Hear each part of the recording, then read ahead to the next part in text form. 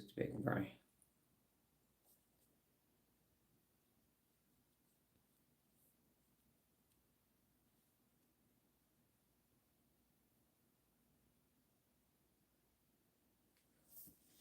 Okay. Going to need 2 items this morning as you learn about communicate effectively. Note-taking materials, physical or virtual, and then go to the website on the second device, turnarounddoctor.com, go to the 74 Principles of Real Leadership, scroll all the way down to the knowledgeable section, and we are at number 4. That out of the way, let's go ahead and get 3 deep breaths in on your own. Inhale and exhale.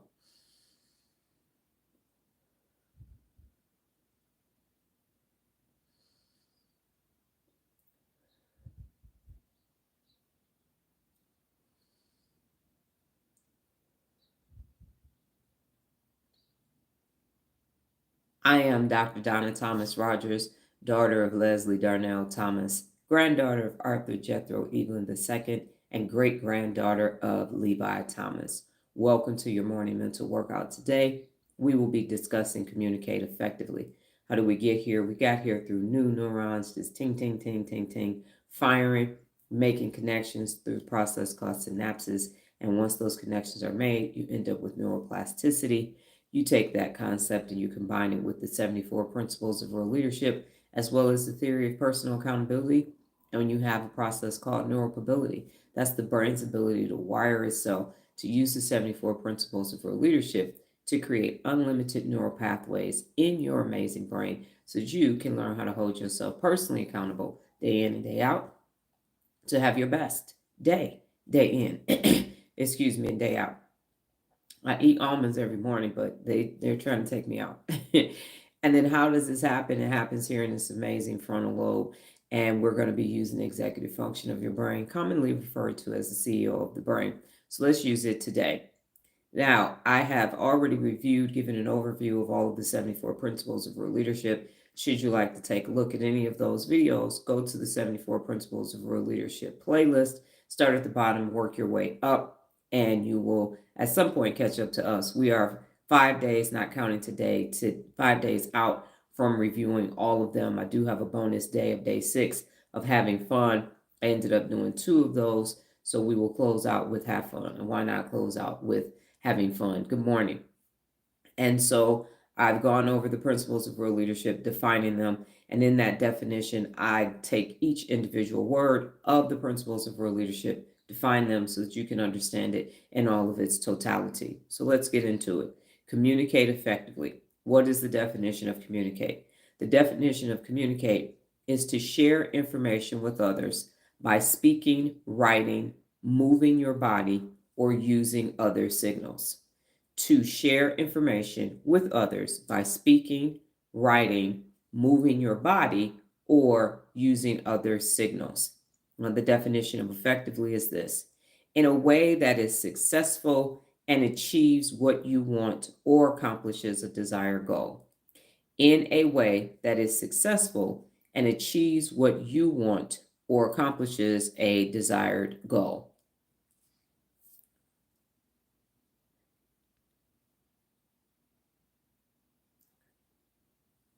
So for fiery fire, is there an objective for you this morning?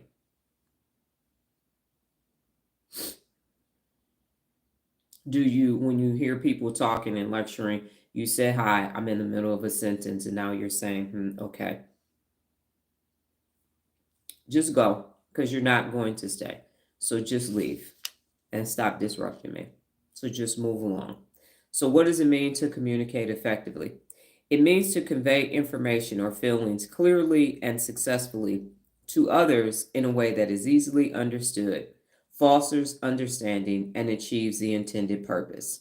It means to convey information or feelings clearly and successfully to others in a way that is easily understood, fosters understanding, and achieves the intended purpose. So I'm going to go into detail in what communicate effectively involves. Some of it will cross-pollinate when I get to how to communicate effectively. So if you believe that you are hearing the information twice, you in fact are hearing the information twice. So what does it involve to communicate effectively? Number one, it involves clarity. So clarity uses simple, concise language or visuals to express ideas without ambiguity. So it uses simple, concise language or visuals to express ideas without ambiguity. So I am not speaking at some high collegiate level and you can't understand what I'm saying. I have a clear visual of a brain behind me as well as a graphic of a brain with everything labeled, the frontal lobes and then other areas of the brain. So I'm using simple, concise language and I have a visual to express what's happening without being ambiguous or vague. The next one is active listening. Active listening is very important when it's time to communicate effectively because, the video that I used today to introduce the live on my other social media platforms, I asked a simple question. Do you communicate effectively? And if you haven't done so, go ahead and vote on the poll question, or do you just talk? Because talking is not communicating. It's a verbal indication that something is being said or done, but it doesn't mean that you can communicate effectively. That's not it. If you just toddlers talk, they can just say a bunch of words and string them together. It doesn't mean that you are communicating effectively. And in addition to that, active listening. So you could just be talking and then never listen to what the person that you're communicating with is saying, and that would mean that you are not communicating effectively. So, what is active listening? This is our third time this week coming across active listening, and it is paying full attention to the speaker, understanding their message, and responding thoughtfully. So, not only are you hearing, but you're listening. So, you are processing it so that you can then respond thoughtfully to what I'm actually saying, as opposed to making it like a debate. I'm talking, you don't agree with what I'm saying, so you're ready to refute everything that I am saying. That's not active listening. Even if there's a statement we can agree to disagree, it doesn't mean that we have to get into a confrontation as a result of that disagreement. But active listening says I am paying full attention to you, whomever the speaker is, and I understand what you're saying, and then I respond thoughtfully. Number three is adaptability. So tailoring the message to audience needs background and context. So you could be adjusting your tone, your vocabulary, the medium in which you need, whether that's verbal, written, text, through the internet, in person, teleseminar, webinar, however you choose to convey that information, but you're adapting that information. So the information that I would give to someone who is an entrepreneur and has been an entrepreneur for 20 years is not the same information that I would give to someone who's thinking about starting a business, someone who's been holding themselves personally accountable for 15 years. I'm not going to have the same conversation with someone who doesn't even understand what personal accountability is. So you need to be able to adapt your message. The other day, there was a person on TikTok, an older person, and by older, they were older than me. I would venture to say that she was about 62. And she made a video that said she's tired of people cursing on the internet. She just wants to buy her whatever, and she doesn't want to hear all this profanity. And so I made the comment, there are a bunch of Bible thumper, holy roller Christians saying that's right. Jesus said, and God said, and none of that shit is true. And so I chimed in. It's been several days. I haven't had a response yet. And I let that person know I have 3 degrees and I have 5 communication certifications and I use profanity. I use it on purpose. And the reason why I do it is because of my attended audience, the people who are in the audience. I grew up in the hood, Glendale, between 12th and 14th. Linwood and Woodrow Wilson are the cross streets. And so sometimes you need to say motherfucker. Sometimes you can say that gentleman over there, that young lady over there, but you have to know your audience and you need to be able to adapt. It's not code switching, it's understanding who you are communicating with because at all times I am Dr. Donna. So I will continue to use profanity because just like you can say, yeah, you can say bitch and still get the same message across. So if you can say yeah and you can say hooray, sometimes you need to get someone's attention. And profanity gets people's attention. So I can say mofo or I can say motherfucker. And depending on the context in which I'm using it, the audience that is experiencing that communication will understand. So I will not stop using it. And if it's a problem for you, as I've said, then this platform is not for you. Malcolm X said, man curses because he doesn't know how to express what is on his mind. And when you have a limited personal lexicon, that is in fact true. However, when you have a vast well-versed lexicon, personal lexicon, like I do, I'm doing it 1000% on purpose. So I am adapting to the audience, tone, speed, and everything else that I deliver, gestures and everything. I am a distinguished Toastmaster, so I am communicating on purpose and with a specific purpose and intent in mind. Number 4 is nonverbal cues. I actually have a 60-second strategy where for about 35 seconds, I'm just doing nonverbals, but yet everybody understands those nonverbals. And that was my whole point. So 90% of your communication is actually nonverbal. Because if I just stand here and do like this and keep talking, especially if you just see, it doesn't mean anything other than I'm blinking. But if I say, and I'm doing this and I'm pointing and I'm gesturing with a purpose, not just being distraction, but literally doing nonverbal cues and smiling and making all these other faces, it adds to it. And then you can read the body language. And I've actually read the book Body Language, which is on it's on my book review playlist. And if you want to see that, you just look Body Language up, Dr. Donna Thomas-Rodgers, and that book review is available to you.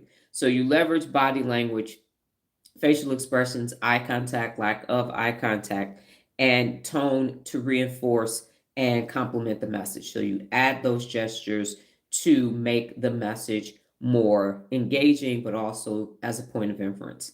Number 5 is feedback, encouraging and incorporating responses to ensure the message is understood and to address any confusion. So, feedback, encouraging and incorporating responses to ensure that the message is understood and to address any confusions. Whenever I finish a section on live, what questions do you have? That's something that I learned while I was at Frito-Lay when I was becoming a continuous improvement master trainer, which is another one of my communication certifications, is that what questions do you have? And I even say, is it clear as a bell or clear as mud? Because if I don't check in to see what's happening, how do I know that you are actually understanding whatever it is that I'm communicating to you? Number 6 is empathy. And empathy is considering the audience's perspectives, feelings, and needs to build trust and connection. So, considering the audience perspectives, feelings, and needs to build trust and connections. I used to be a payback speaker here in Las Vegas, and we went around to all the schools in the Clark County School District and we spoke to the students. And depending on what school we went to, I dressed the part and then I presented based upon that audience. And if we were in schools where in schools where lower income schools, I would throw something Gucci on just to get their attention. And then I would say, I was you. And then I would say I had two ways in life. I could have been Dee Dee from the D, or I could be me. And I would share both of those stories. How I only had 5 outfits for school, had to wait till Christmas. And then if my mother hit the number or something, we might have got a new outfit. It was 4 of us in the house and we only had 3 forks. We didn't have a water heater for 4 months in the winter in Michigan, but we still had to make shit happen. And so I share those stories because you see this woman coiffed coming in with all her stuff, and then you hear the backstory, and now you got a different perspective. And now you're sitting there like, dang, she'd do that, she'd do that. I've been robbed at gunpoint in my own home before. So that's a story, and that happens at any price point, at any socioeconomic status. So it's not a matter of that, but it's saying, here, I am relatable to you. So you establish that trust, and now that person can put their defenses down, slow the knee jerk based upon my appearance, and listen to what I'm saying so they can understand that I am very much a well-rounded person who is extremely successful, but at the same time down to earth too. So you have to empathize with the audience and understand who you are communicating with. And then number 7, purpose. So ensuring the communication has a clear goal, whether to inform, persuade, instruct, or collaborate. Purpose. Ensuring the communication has a clear goal, whether to inform, persuade, instruct, or collaborate. So, effective communication minimizes misunderstanding. I have a story with my daughter and I. We had an experience yesterday while we were having lunch, or on a very quick lunch break that I will share later. But as effective communication minimizes misunderstandings, it promotes engagement, it achieves the desired outcome, and whether it's personal, professional, or in a social setting. So, again, the overview of what communicate effectively involves is number 1, clarity. Number 2, active listening. Number 3, adaptability. Number 4, nonverbal cues. Number 5, feedback. Number 6, empathy. And number 7, good morning. How are you doing today, Jessica? And then number 7 is purpose. So, what questions do you have about what is involved in communicate effectively? And if you have no questions, then feel free to say no questions. It's clear as a bell, clear as mud. I'm good, or any other thing that shows up for you. And I'm going to answer my question. I need to put this in the chat anyway. I forgot to do it. Let me stop talking.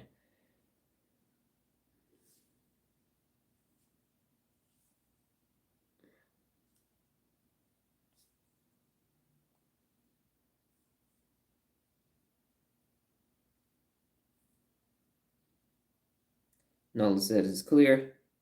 Great. And you, I'm doing well. Jessica, thank you for asking. Okay. Okay. So moving on. The question today, Kevin, effectively communicated, and I hope you are having a speedy recovery this morning. The question for you today is this: why is it challenging for people to communicate effectively?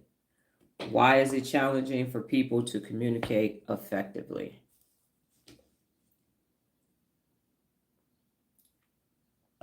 And that's hot. I was doing my lecture, so I got downstairs 15 minutes later than I would have liked, and so I'm having coffee needs to cool down. Coffee needs to cool down. Look at that sun coming on me because I just got that like that. I'm just attracting them rays.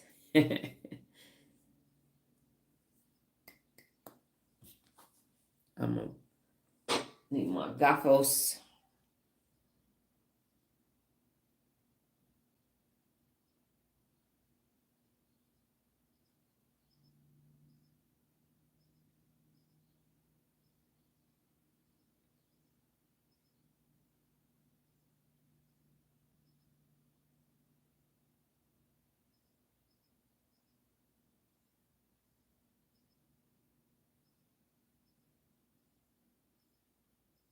All right. Okay. Jessica said, I think a lot of people don't understand context clues and don't ask clarifying questions, so they assume, and assuming makes an ass out of you and me. All right. And then Kevin says, they are unaware of the audience that they are speaking to or may lack the confidence to speak publicly. Yep. And then Dr. Donna says, because they think talking is communicating. And while Nola puts her answer in, here's what I will say. I used to be a public speaker from about 2008-9 timeframe till about 2017. So about 8 years. And what I found is, and I even worked with speakers. I'll never do that shit again. But yeah, everybody that thinks they talk, thinks they, my mom and them say I talk real good, so I'm gonna be a speaker. No, you're not. No, you're not. Talking to your mama for an hour is not the same thing as standing up on stage for 45 minutes giving a coherent message to a group of people that you never met before. The question was, why is it challenging for people to communicate effectively? And so what I found as I was working with speakers, I had one person who was very winded because they was a very energetic speaker. And so I told that person, you sound winded when you're speaking. And in order to stop that, when I was in the military, we used to run and sing cadence at the same time to get our endurance up. And I said, so for 45 minutes, you need to walk and talk. Get on the phone with somebody, have a conversation, because your endurance is not where it needs to be. And that person didn't listen to me. So to this day, I have not checked. But in that time that we worked together, that person's message was, and we have a microphone, that breathing sounds harder and more intense than it actually is. Another person attempted to take my speaking style and use it for themselves, and that didn't go well either. So when you are communicating effectively, it is not the same thing as talking. And just because you can have a conversation with someone for 45 minutes does not mean that you can block, stop, tell a story, leave with the message that people will be able to use and have bullet points and everything else. So it is definitely not the same thing. Good talkers are not necessarily good communicators. And as I've mentioned before, No, I'm getting to your answer in one moment, is that one of the primary reasons for people to get divorced is irreconcilable differences, which is basically a breakdown in communication. Nola said they don't know how to communicate a clear message and are misunderstood. That is correct. Okay. So why is it challenging? And so I have several answers to present to you this morning. Number one is differences in perception. And this answer shocked me. I was like, differences in perception. What is this? So people interpret messages based upon their unique experiences, their beliefs, and once again, their cultural backgrounds, leading to misunderstandings or misaligned expectations. So differences in perceptions. People interpret messages based on their unique experiences, beliefs, and cultural backgrounds, leads to misunderstandings or misaligned expectations. And that's what Nola was saying. So it was, for me, it was you're interpreting the message from your experiences, and that is what's happening to make the communication ineffectively. And so, for an example that comes to my mind or a concept is Frito-Lay, your intent versus your impact. So you may not intend to offend someone, you may not intend to give misinformation, but the impact on the person is the person. And as we know, your perception is your reality. And as a result of that, if I perceive this thing because of negativity bias, because of the biases and the isms, then that's what I'm going to see. No matter what is presented to me, I'm going to see it that way. Even if I've given birth to my daughter and we could not be more polar opposites. I'm telling you, other than having real leadership in common, I don't know that we'd ever come across each other based upon her interests. We might meet up at the library or the grocery store, how that works, but totally different. And when you have age gaps, you have a difference in gender, you have a difference in households, difference in zip codes, a difference in from one side of the city to the other side of the city. That perception causes people to go, yeah, I'm something about her. And then the gut starts sending warnings to the head brain. The amygdala might say nope, and it could in fact be a false positive, but it is difference in perceptions. And so that's how you end up in verbal altercations, unfortunately sometimes physical altercations, because of that miss and that perception. You reckless eyeballing me out of right. Okay, number two is a lack of clarity. So vague or overly complex language, jargon, or unclear intentions can confuse the receiver, hindering the messages or the impact. I do have a 60-second strategy that says all that technical jargon, no one understands you. Don't send out an email because they're not going to read it. They're talking about you behind your back. Lowest, smallest common denominator, always communicate at the simplest level as possible. Then when you get into industries, you start going to conferences, people start having PhDs and all these other things. They want to out vocabulary people, and now no one knows what the hell you're talking about. So keep it simple. Keep it simple. Everybody needs to understand it. So you can convey the same message to a 4-year-old, a 13-year-old, a 35-year-old, and an 80-year-old. Everybody can understand what you're saying, but you have to be able to make it simple for them to understand.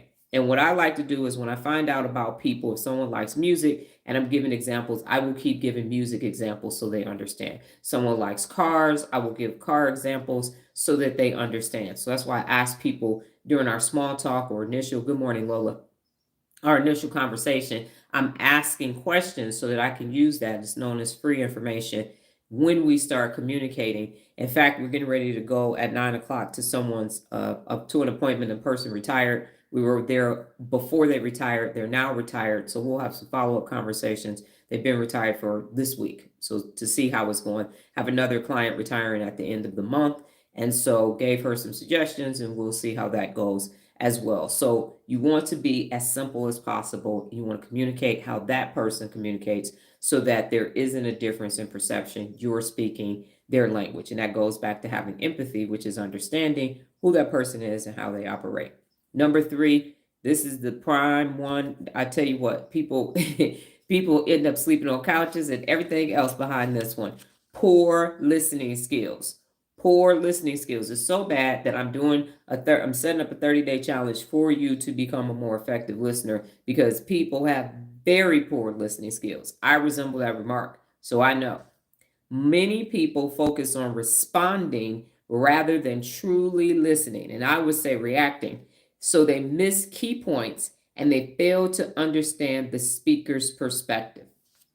So you ready? Somebody saying something you don't like, you just like, and even if you love and like the person, you just start dazing off and glassed over eyes. And next thing you know is, did you hear what I said? Huh? What? I wasn't listening. So yes, listening is an actual skill. It's a principle for leadership, and you need it. You need, if you're going to communicate effectively, you need to be able to listen. Number 4 is emotional barriers. Emotional barriers. And I promise y'all I'm going to give me a different word for emotional barriers. So it's stress, anger, fear, or defensiveness can distort how messages are sent or received, causing misses in communication or conflict. So if your amygdala gets hijacked, you ain't listening to nothing nobody's saying. That frontal lobe is shut down. You ready to fight, flight, freeze, or appease. It's not going to work. So if you are emotional, and you don't say, hey, calm down, don't let this moment, if you don't stay here and you start operating from here, it's going to be no bueno for all parties involved. And then cultural differences, here we go again. Notice at the back half with pink, a lot of things are family, cultural, and ego. And that's what stops those things, or try to finish your sentence. And I am bad at that, and I am working on that. And Nola hates that about me because I'm predicting what she's going to say. Because if y'all was inside my head, I promise you, you last about 60 to 90 seconds. You be jumping the hell out of there like, no. Give me a life sentence in prison, but don't put me back in Dr. Donna's brain. I'm good. I'm real good, because that right there, that's beyond organized chaos.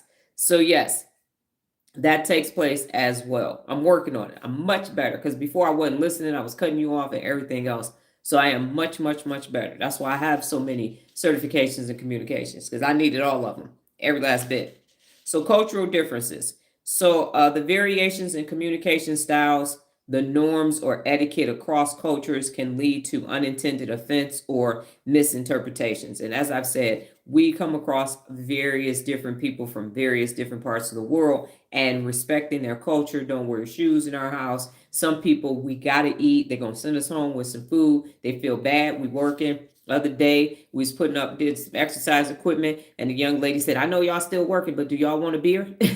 Like, you give us a beer, and none of this shit get put together. We gonna be asleep. So no, thank you, but we don't drink. So they want to. Yesterday, we had Filipino clients, and we had been there for about an hour, and the client comes and says, do you want me to warm up some bread for you? So culturally understanding that this is their culture, they will feel bad. They will offer you a party. That one time they gave us snacks. A client gave us snacks on the way out. So it just like, but no, we have to. You come to our house, we have to have tea, we have to do these things. And so you can't be like, yeah, fuck that tea. I don't want no damn tea. I'm in here, give my money, gotta go. No, you don't do that at all. So you respect all those cultures, and yeah, especially if it's the first appointment. And they're like, yeah, you want? I'm like, we just started, we just left home. But sometimes I'll just take the coffee or the tea, because they will be looking at me like a sad puppy. Okay, yes, got it. Thank you so much. All right, number 6 is distractions. So let me just reiterate again that it's the cultural differences. And if you don't understand or you misinterpret it, then that's not going to go well for anybody involved. Number 6 is distractions. And eliminate distractions, as we know, is one of the 74 principles of real leadership. So external noises, technology, interruptions, or lack of focus in a very busy environment can disrupt the flow and the comprehension of communication. So one Cane's that we don't eat at is the one closest to our home. That music is so loud, our order gets messed up sometimes. You be like, yeah, can I have a $3 combo? Yeah. And you get the order. And depending on if it's Friday, Saturday, or Sunday, or the high school kids are out and a football game just finished or something, you're going to be yelling. You might as well come in there with a megaphone. So it is just extremely, extremely busy. And when I used to go to Starbucks, that was my spot till I started going to Leone Cafe. Now it's too many people. So anyway, it would be distracting. If I got there later, if you go in the morning, it's quiet, then it gets real noisy. And then if you go in the evening, most of them close early now, but before you could be there till about 7 or 8 o'clock. And then it calms back down again. And so that would be a distraction. And that's where you would have to use cognitive flexibility, which is located in your executive function. So there's all these different noises going on, but you still stay focused on the thing that you need to focus on. But distractions are another reason why. 7 is assumptions and biases. Assumptions and biases is number 7. So presuming others understand or share the same knowledge, values, or priorities can lead to gaps in communication. Assuming others understand or share the same knowledge, values, or priorities can lead to gaps in communication. People from Detroit, we are polar opposites. People that love Detroit, stayed in Detroit, 313, got the D on their hat, gonna die in the D. If I say I'm from Detroit, they say they're from Detroit, we will have two different interactions because they love the D. I'm like, I was on the first lane smoking, getting out of that mofo. Okay, no, I'm good. Never going back. Never, ever, ever, ever, ever, ever, ever. So just because we are both from Linwood, from Glendale, between Linwood and Woodrow Wilson, I'm not riding or dying for the D. Not happening. Not at all. I'm out of that. Too toxic, too much PTSD for me. That's where I'm from. Some of it is still in me, but that's not where I reside up here. And so having those biases, or someone will think because I say ain't got no, that I must be stupid. And I'm like, I'm far from stupid. I can just say ain't got no because that's what I feel like saying. So then there's all these other assumptions as well. Like I've mentioned, if I have on symbol clothes, I get treated one way. If I have on my own clothes, I get treated one way. If I dress one level up. And so it's all of these assumptions and presumptions, and these biases can lead to a miss in communication. Number 8 is a lack of feedback. And we know solicit feedback is one of the 74 principles of real leadership. So without confirmation or questions from the receiver, the sender may not realize their message was misunderstood or incomplete. Without confirmation or questions from the receiver, the sender may not realize their message was misunderstood or incomplete. As we know from yesterday, if you don't know, ask, meaning ask questions, is one of the 74 principles of real leadership. So how can you communicate effectively if you don't ask questions, especially if the message is unclear to you? The message is unclear, you got to say, hey, can you clarify? And then paraphrase as well. So then that will help you to say, I believe this is what you were saying. Is this in fact what you were saying? And then number 9 is medium limitations. So the chosen medium limitations, the chosen method, text, email, or in person, may not suit the message complexity or the emotional weight, reducing effectiveness. So resolving the conflict. So sometimes you have to have an in-person meeting. Sometimes you do need to get on the phone. Sometimes you might need to get on a plane and express yourself differently. Get in the car and go do it differently. But for me, again, my primary method of communication is email. I do a great job of communicating through email. People don't necessarily like that because if you're a touchy-feely person, you want to be on the phone with me, then you want to get that message across. So what I will say is that you still have to set boundaries on the mediums in which you want to communicate. So because I can communicate in written format, I'm good with an email. I can reaffirm and confirm anything that I'm saying. But if you don't write well and you're not an expressive writer and you can't speak in detail in writing, because how you say something is not necessarily how you write it in a text or an email or a comment on a social media post due to character limitations, then you need to get better at that. So I said my primary method of communication is email, and I'm really good at sending emails. Can I talk to you on the phone? Yes. Will I? No. Um, Not gonna happen unless it's really something significant on the line. Paraphrasing is a good idea instead of asking my kids what I just said. Yes, because their interpretation of it. First of all, they're not going to communicate like you because you're older than them. So that's one thing. And their word choice is going to be different because of their own personal lexicon, which is their own vocabulary. And now they need to understand it. So how you said it to them is not how they understand it or process it. The whole game of telephone, somebody starts and says something, you go around the whole room. By the time you get to the end, it ain't nothing like what the teacher said because of how people processed it. And it happens in the orthographic processing center of the brain, which is back here. So how you hear words, interpret them, pronounce them, and then give it back out, you didn't put it through your brain. How you heard it is not potentially how you're going to say it. But it can still, that's why we have synonyms for words. So if the message is understood, it doesn't matter if because then all they're doing, school teaches you to regurgitate it exactly like the teacher said or like the district said, but did you actually really comprehend it? And quite frankly, the answer is no. All right, so what questions do you have about, I apologize. So overcoming these challenges requires self-awareness. Everything requires self-awareness. That's why you need 15 minutes or more every day in your personal time, having that relationship with you yourself personally. How can you become self-aware if you're not doing self-analysis? It's never going to happen. So overcoming these challenges requires self-awareness, active listening, empathy, and adapting to the audience or the context in which this information is being conveyed. And then practice and feedback can improve the skills over time. So practice communicating effectively. Not talking, but actually all of the communications that you need in order in the many different formats that we communicate. Because even if I didn't have questions, if I didn't ask questions correctly when I use Chat GPT or Grok or Google, I'm gonna get the wrong answer. Garbage in, garbage out. So if I don't have the question, I can't ask the question, I can't get the information, then I can't communicate effectively. So that's not going to bode well. All right. So as I recap what the 9 reasons, I'm 8, no, it's 9 reasons are why people can't communicate effectively. If you need me to repeat any of them or you have questions, if it's clear, let me know that. So number 1 is difference in perception. Number 2 is lack of clarity. Number 3 is poor listening skills. Number 4 is emotional barriers. Number 5 is cultural differences. Number 6 is distractions. Number 7 is assumptions and bias. Number 8, lack of feedback.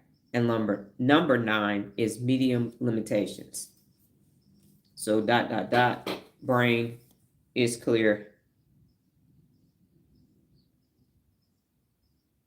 Questions, ahas, reflections. We accept all of those methods of answering the question over here. And again, I'm just checking to make sure that my chat is not disabled.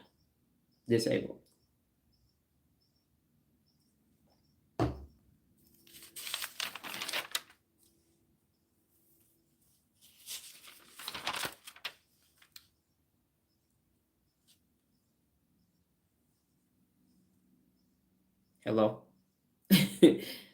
Are you out there? That's the interesting thing about this too, because anytime I've lectured or said anything, I'm used to having an audience that I can see. So this has been an interesting 581 days. Okay. An interesting 581 days because I can't see you. I do have the ability to bring people on, but you all are not personally accountable enough for that, even Nola, for that to exchange to take place. All right, so how to communicate effectively. And some of this information will be repeated from when I gave the what it involves. And you have to hear something at least 3 times for it to really start to click and resonate with you. So number 1, know your purpose. Know your purpose, Kevin. I see your answer as well. Know your purpose. Remember, don't do anything without a strategy. Don't do anything without a why. Because if you do, then it's going to go left very quickly. So know your purpose. Define the goal of your communication, whether it's to inform, persuade, instruct, or build a connection. And do this before you start. So I don't start a morning live without an agenda. I don't start a morning live without an intention and a goal. And sometimes the goal is just not to slap the shit out of somebody virtually, one of the trolls. No, just kidding. So know your purpose. Is it to inform, to persuade, to instruct, or to build a connection? And if you are in the dating world, you're trying to build a connection. If you are in the profession, whatever profession you're in, you might be doing it so that you can get promoted. Or in my case, have your employees do their job without any problems for the day so we can get out on time. If you're attempting to persuade someone to do something, if you're trying to sell something, if you are instructing, which is what I'm doing, then you want to convey the message of neuropability so people can learn how to hold themselves personally accountable. And Jessica, you said, I like to chat, but I don't want to disturb you while talking. Yes, and even if you put it, because you are a person that's a regular attender, so for you, you can do it. I see it, and then I will get to it. So I don't take issue with that. I take issue with the unaccountable people who are just scrolling through to see if I'm going to say hi to them.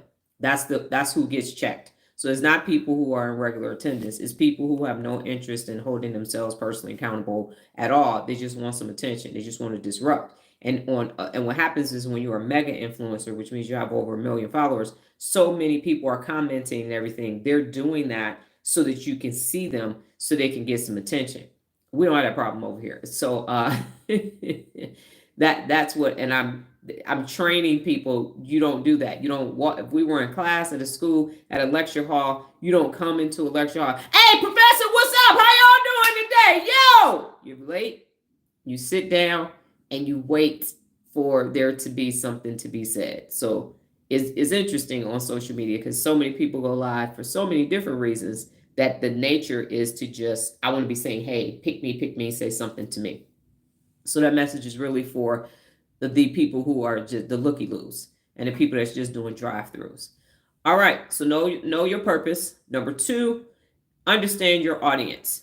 Understand your audience. And there have been times when I have been on the receiving end. Oh, okay. See, I should have asked before instead. Right. So again, we go back to the assumptions of it. So assuming one thing versus assuming and biases, number 7. So just assuming that. But yeah, so now you ask. If you don't know, ask. Well, you made a statement, but then that was almost equivalent to a question. So now you know, and knowing is half the battle. Okay. So understand your audience. Tailor your message to their needs, background, knowledge level, and preferences. So you're going to adjust your tone, your language, or detail for a colleague versus a friend versus a student versus a peer versus some investors.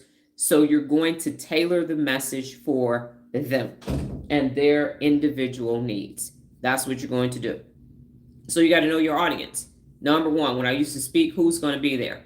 I spoke at one of the students that was in my business strategy series. He had a safety conference at the end of the year to celebrate. They had a good year, but they had some near misses and things like that. So I went and spoke to this group of construction people. And I never spoke to construction people before, but I had truck drivers before, and I had been in, the AC is closing doors up in here.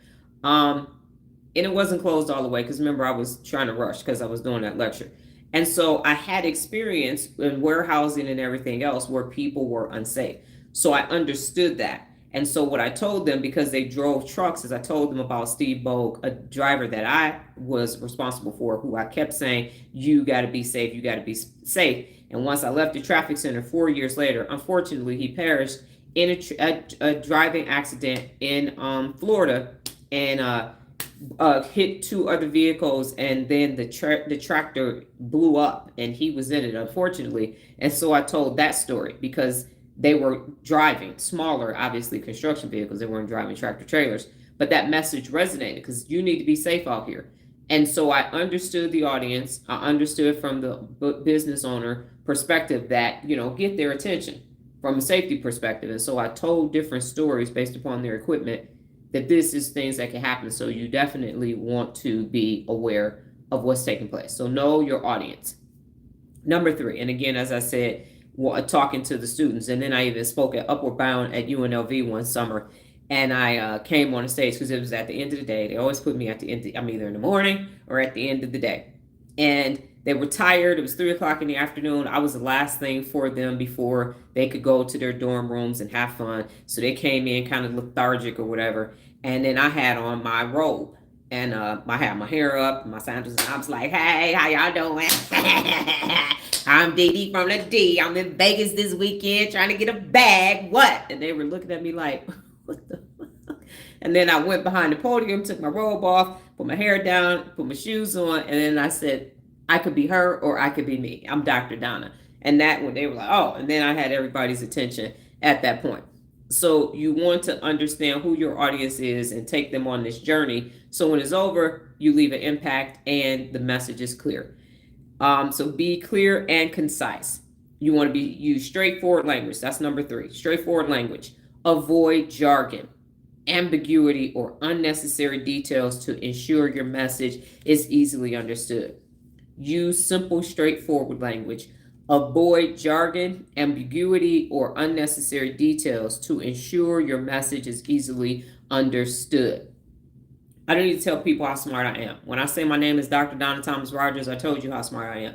Okay? They're not passing out doctorates. You still got to do a dissertation, get it approved, and all of that. So they're definitely not passing out doctorates. I don't need to say that. Now, Nola has accused me of downplaying things. She's like, and you didn't say that. And you what? How come I didn't know about this? And I'm saying, if it isn't in the context in which we are speaking, there's no reason for me to use it. I use it, and I told her it's like tools. I use it when it's necessary for the situation that I am in. I'm not about to be saying some big highfalutin things. I'm sure another person with my life and everything that I've accomplished, you couldn't get a word in edgewise. They definitely wouldn't be helping their daughter with a business and going and cutting boxes and throwing stuff in trash and all kind of leaning on the floor and rolling carpet and everything else. That would definitely not be happening. When her clients finally find out who somewhat they're dealing with, they're like, okay, you love your child, don't you? So be clear and concise, avoid jargon and unnecessary details so that you are understood. The main thing is the main thing. This is the point. And if I have a similar experience, I will share that experience. If I don't, then I won't. Number 4, use active listening. Again, here we have active listening. Focus on the speaker, okay? Avoid interrupting and show you're engaged. And this builds this mutual understanding. I told y'all back in the day, I was like this. My company commander, my first sergeant was like, listen, you want to do like this and say, okay, calm down, let the person finish, stop interrupting them. Do not fight them because they're not saying what you want to hear. Don't do that. Respond versus reacting. So active listening is necessary. Number 5, you want to leverage nonverbal cues. Leverage nonverbal cues. So align your body language, your eye contact. Certain cultures don't like eye contact, so you have to find out where you are. It does show humility. You saying me, Jessica? Align your body language, eye contact, facial expressions, and tone with your words to reinforce your message. Smile to show friendliness. So when Nola is speaking, I'll say, turn the volume down on that. Why are you yelling at me? I'm not yelling at you. Yes, you are. I say adjust your tone. I adjusted my tone. Turn it down some more. Turn down some more. Turn it down. But if you need it, and then what I've explained to her as well is if you're always on 10, then people just get used to you being on 10. But if you're down here, your pimp voice, yes, let me tell you something, baby. And you go, motherfucker, now I have your attention. But if you always say, I'm doing this, I'm doing that, then it's just loud the entire time. And everybody's amygdala is hijacked. So the message is, I love you. Like, hold up. Calm down. I love you. I love you so much. Whoa. It's total difference. Okay. So you align your body language, your eye contact, your facial expressions, and everything so that it all matches. Oh, okay. Thank you. Yes, ma'am. I will say that part of this is from my sister telling me I ain't shit. Part of it is because of my beliefs. And then part of it, again, as I mentioned before, I used to go to mega churches when I was in Florida, Michigan and Florida. And the pastor to one of my churches had unfortunately overdosed and died after the fact. I was long gone. But they were interviewing his widow at the time. And she said, what happened? And she said, once we got on television, it just got away from us. And as soon as people started worshiping us, we stopped making it about God. And so that's why I say there's no hero worshiping over here. There's no fandom. And there is no, idolization over here. That's not what this is. We are all, if we're holding ourselves personally accountable, then we are all the same. And we all have something to contribute because we are all focused on being our best. And so that's why I don't, and people are like, no, but you got to let people give you your flowers while you're here. There's a difference between giving people their flowers and idolizing them. So I don't want a million Dr. Donnas walking around the world because that's not going to be very good because we're going to all be acting the same. So personal accountability is about you becoming your best and doing something in the community in which you reside. Take the 74 principles of real leadership, finesse them for you, and make the world that you live in a better place. And it's hard when you do that because then your worship is not for me. Your worship is for a higher power, something that's bigger than you.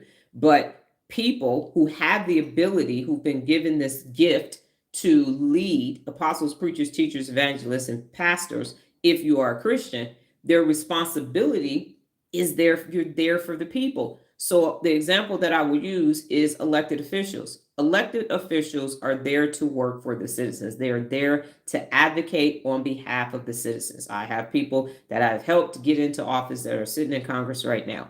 And so as a result of that, you are there on behalf of your constituents, and very few of them recognize that. Now they're celebrities and they're doing all these other things, but taking care of the constituents. And so when you are a leader, it is your job to empower others. And the more people you empower, the more powerful you are as a leader. Not this pandemonium shit, not this t-shirt wearing bullshit. If you want to wear a brain t-shirt, go right ahead.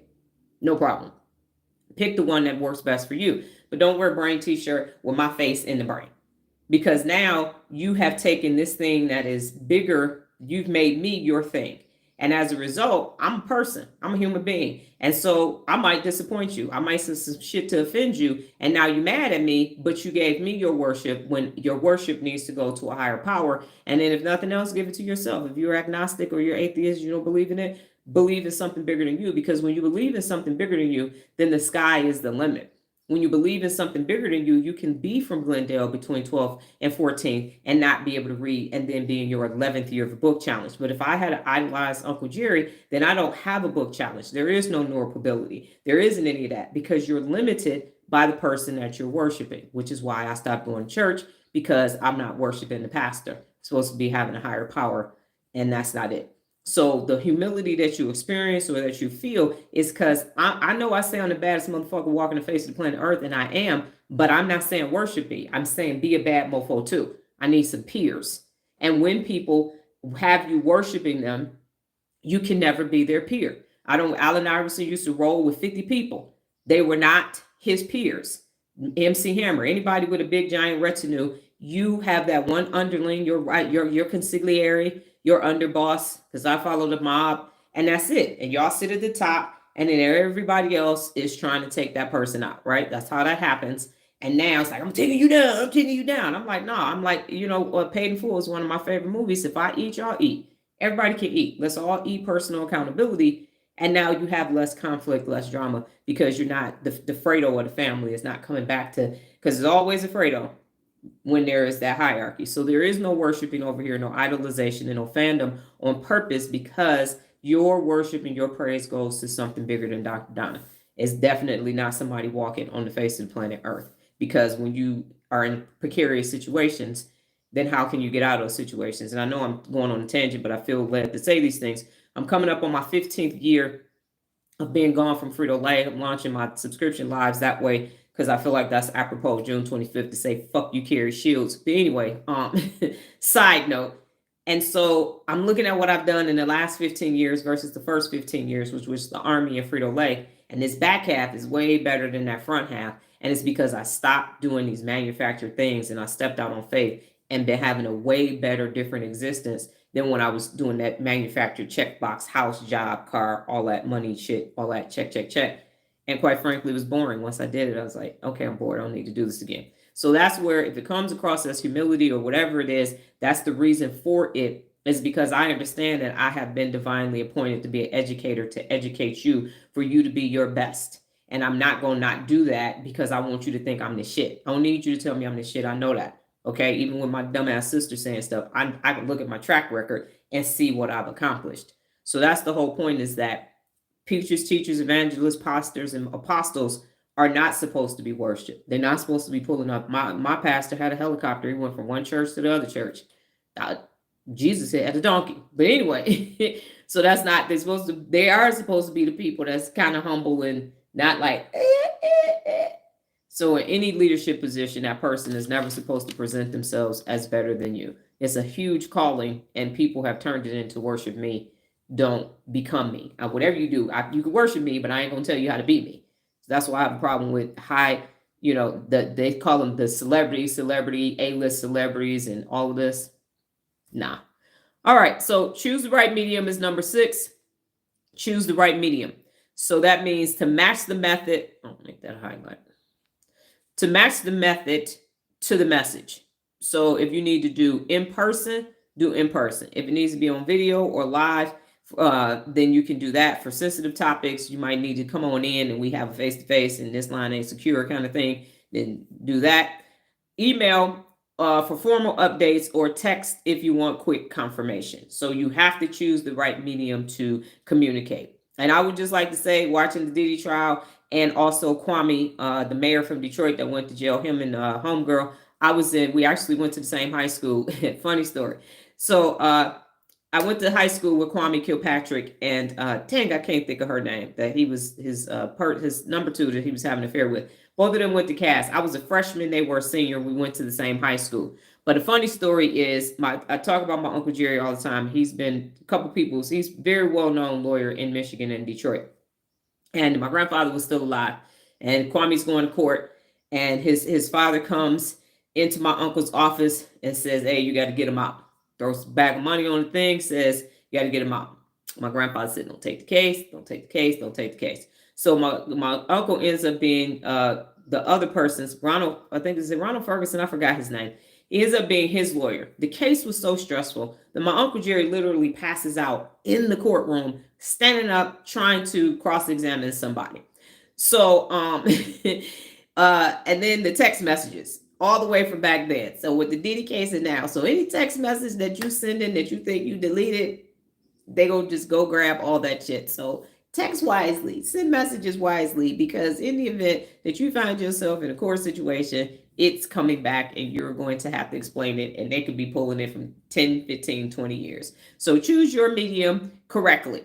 Okay? That's what you can do. That's why don't nobody want to send me no emails, because that shit's gonna be on the server forever. All right, number 7, be empathetic. Be empathetic. Consider the audience's feelings, perspectives, and needs. Show respect and sensitivity to build trust and connection.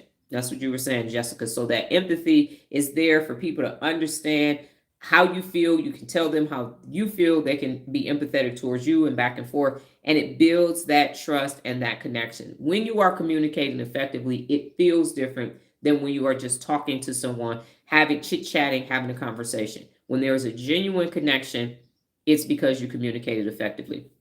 Number 8 is ask for feedback. Again, solicit feedback is one of the 74 principles of real leadership, and you want to know how it's going. You talk about performance, you talk about behavior, in this instance, the information that's being presented to you. So you want to check for understanding by asking questions. Does this make sense? Does this make sense? What are your thoughts?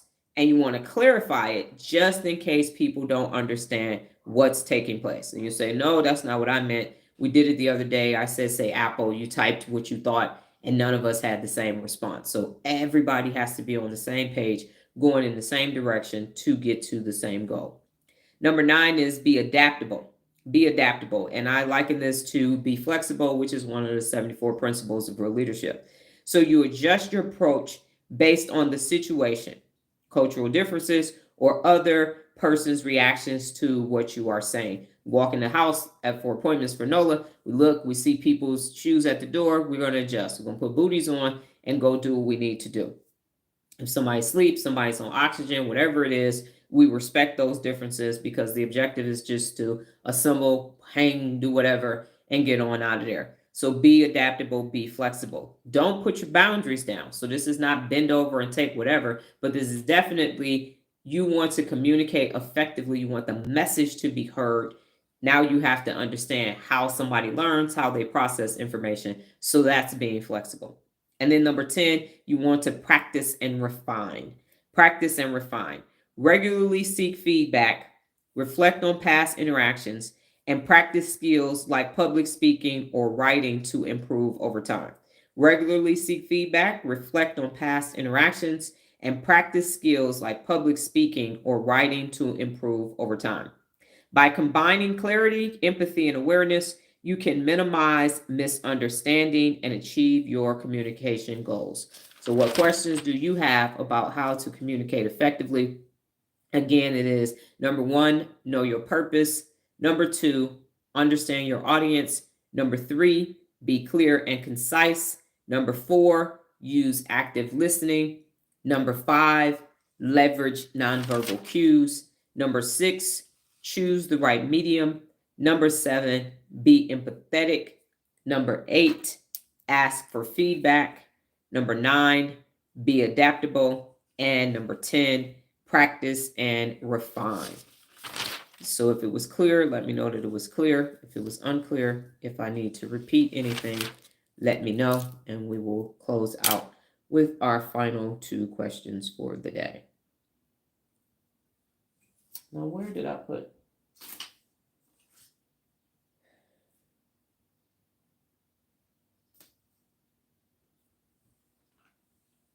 There we go. Clear.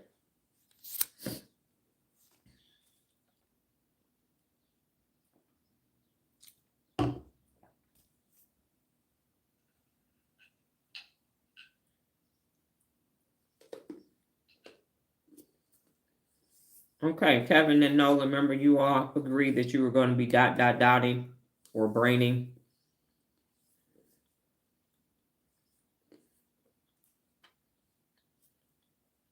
Okay, the final 2 questions for today. What did you learn today, and what did you learn about yourself today?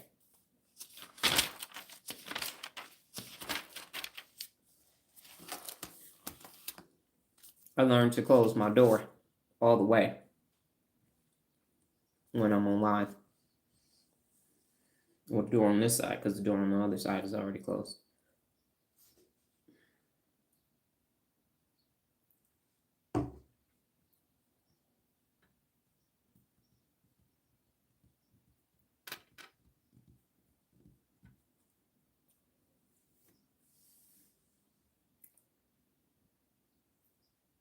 Are you all thinking? Because I see clear over here. And then we have 4 other people, because I think Lola said good morning. Is she here? Yep. So 4 other people are just looking. For the people who are just looking, what y'all doing? Were y'all like, are y'all taking notes, or what's happening? You just in my background noise because I have an amazing voice.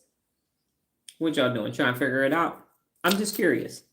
I'd like to know what happens that you sit here and look and watch and then don't participate. Can you do speech to text on the device that you're using? Just curious. Take a risk is one of the 74 principles of real leadership. What brings you here this morning?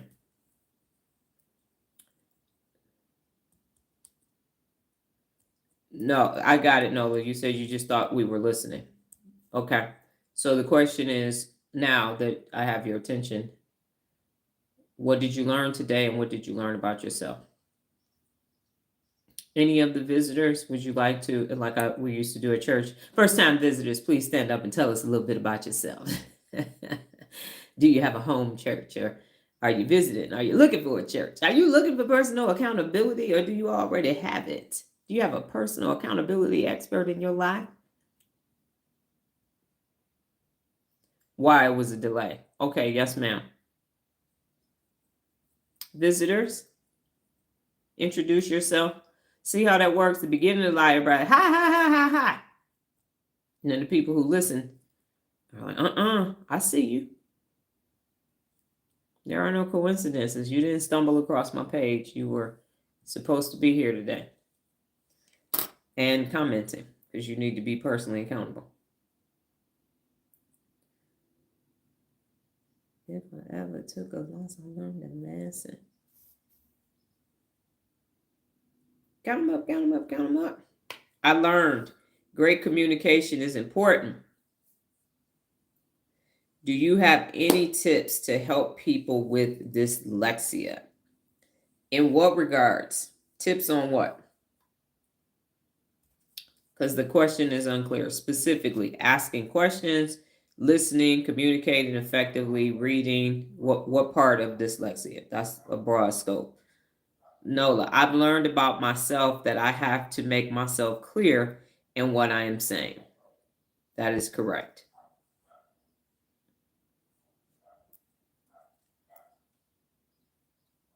I've learned to close my door before I go live. And Nola said, I learned that you have to change how you communicate depending on the situation. It's that Robert Northouse path goal theory, in which I wrote my dissertation about.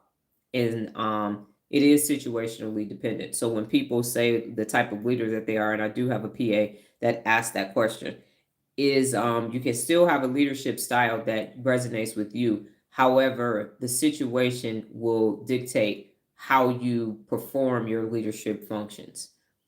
Jessica says, so I learned that I need to work on my written communication skills and I have verbal skills. I do believe that this live is helping with explaining myself clearly. Okay, great.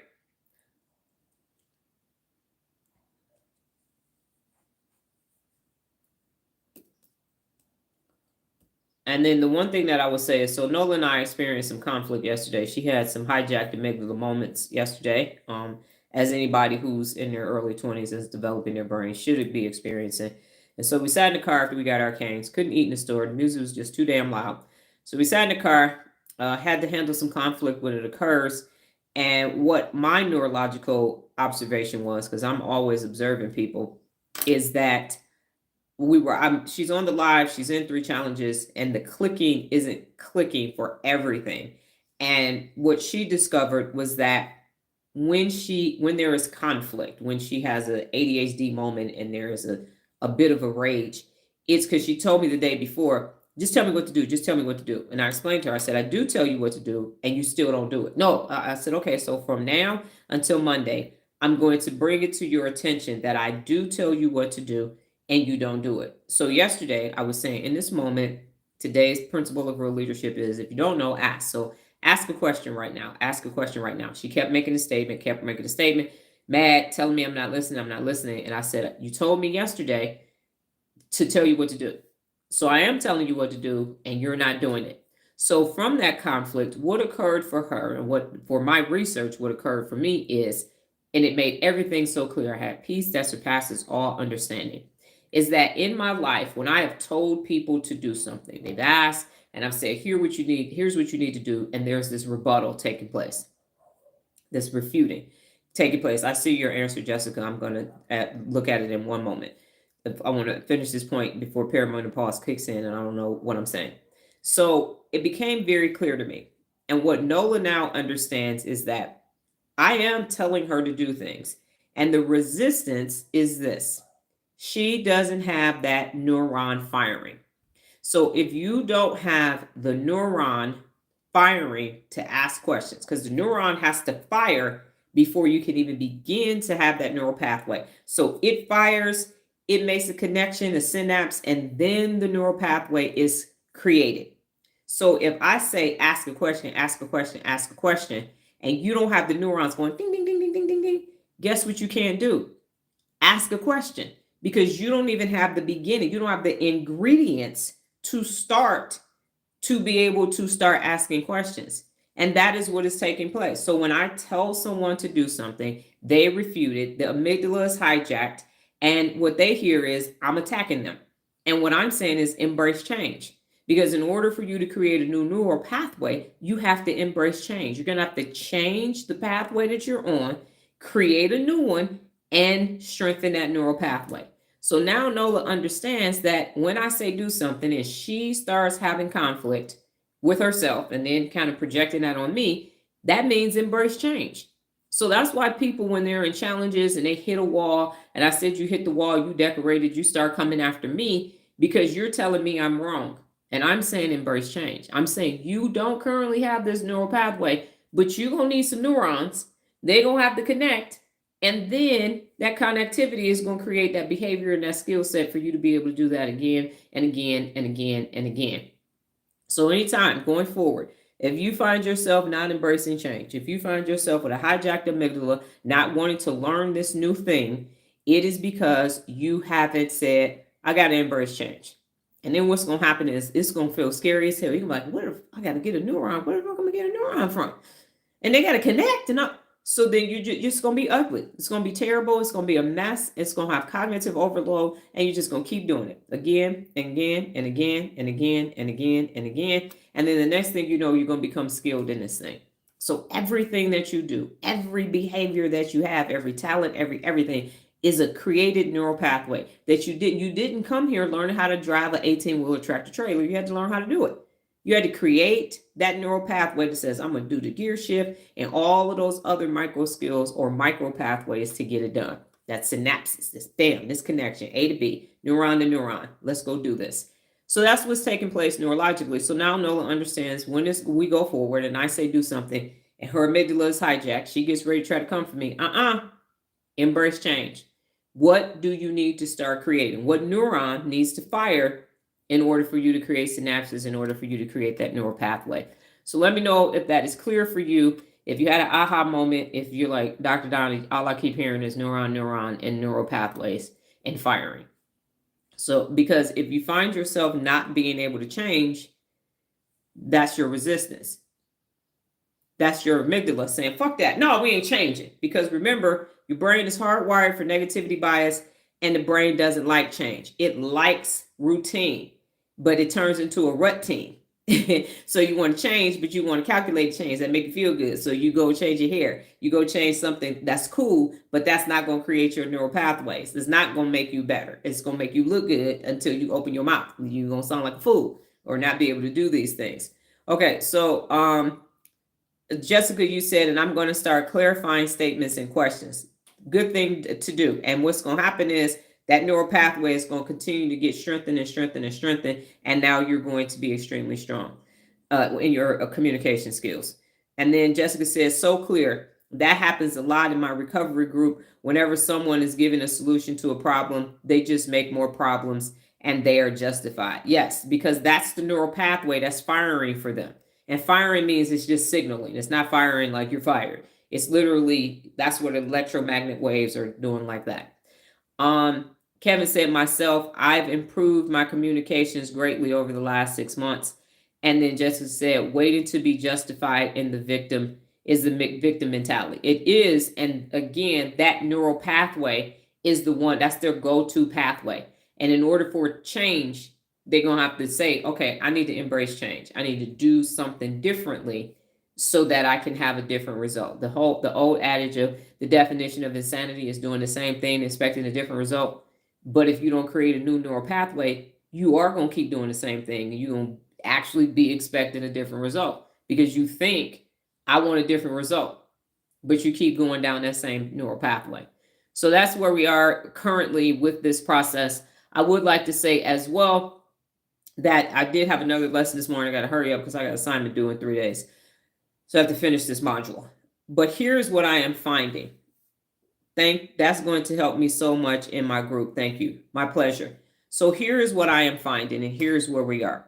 I'm redoing a lot of things this month, obviously, because it's my 15th year of being out of corporate America, and I just want to say, fuck y'all in case they do drive-bys. No, I don't want to do that. That's the 2% of me talking. Okay, the other 98% of me is saying this. As I continue to study the brain, which we will be launching, I believe, next Friday, if I'm not mistaken, somewhere around there because of the Wired Wednesday. So next week, I'm doing this now ahead of time, so I'll be ahead of you as I continue to give you brain information, because now that the 74 principles of real leadership will be over, we will have them. How do we make these connections?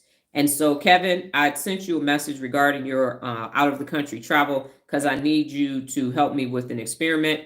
I know you're not at 100%. We will wait until you are at 100%, but I believe I got to know this part in order to fix something else. So read that message, tell me your travel dates, and we could take it from there because you're coming to an end of your challenge. So, and Regina helped me with a different experiment. So I do have people know it is an experiment. I do ask people to do things based upon where they are in their personal accountability because you can provide perspective. So that's that. No pressure. It's not, you won't be doing anything publicly. The experiments are behind the scenes. So I'm not going to make you stand down in the middle of the street with a spinning sign and say personal accountability and see if anybody pulls up to the boba tea spot. Not that. Okay. So what's happening is I'm reevaluating, and I do this about once a quarter, what's working, what's not working, what needs to be improved. And having the conversation with Nola about the neurons and understanding it is that I'm still working towards what's stopping people from holding themselves personally accountable on a daily basis. And now I understand you don't have the neural pathway. But if you don't even have the neurons, then you're not going to have the neural pathway, so it's not going to happen. And the principles of real leadership are the foundation to hold yourself personally accountable. So should the 30-day challenges be what they currently are, not the personal accountability challenge, you need that, and now Real Leader Resource and Listen, but I believe that I need to transition from the other challenges that are there, and even my baby, RL 365, to the 74 principles of real leadership. So in this instance, as Jessica is saying, here are some things that I need to work on to be an effective communicator. Now that I know that's a whole neural pathway, how do I make that? Do I make it real? And so it's 8 different challenges, and within those 8 challenges, now you have these things that you have. So the 74 principles of real leadership that are real. If you want to be real, here is that challenge for that. And how do you do it? The final thing is, I researched it, and it takes between 8, in theory, 8 to 66 days to start holding yourself personally accountable. So then what do I do with that information? So like I said, looking at a lot of different things, because I have all this information from October until now. My objective is always to give you the best information so that you can access your best. And with this new information, put out how does all that work together. These are just things that I thought about this morning in addition to everything else that I was doing. But what is it that will create this human being that you can access your brain and use it how you need to use it day in and day out? How do we do that? Because neuroscience is neuroscience, and they're doing that. But they need people with personally accountable brains to do the work that they're wanting to do, because those people are still doing the work with an unaccountable brain. So how can you get the best and really get all of the synapses firing if that person only specializes in ADHD or Alzheimer's or something? Then you're not going to be able to use your brain to really understand how it functions.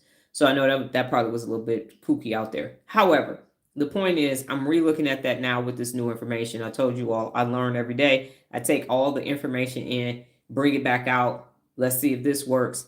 I currently believe I'm the only person that's taking theory and putting it in a practical application and using it day to day without lab rats and mice and all that shit. Just go straight to the person, because they're the ones that's actually going to be using it. So I don't know of anybody else. I could research it and see, but currently I'm not aware that that exists at this level, where the research is being updated and then used again based upon this theory that I created many moons ago. Okay, so that's that. I don't have anything else for you. I do value and appreciate you taking the time to work on your communication skills and helping me with my research every day. I learn from you. Hopefully you learn from me.